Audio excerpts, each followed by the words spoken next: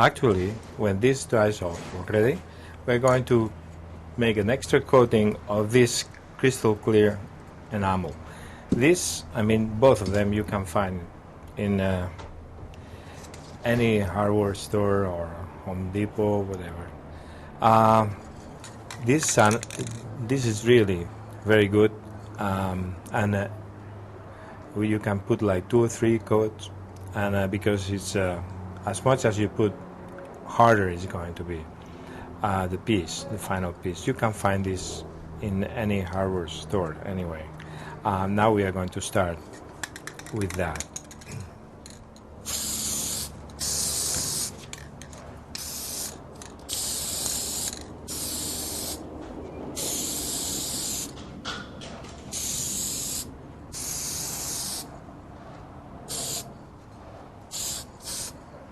Now we have to let it dry.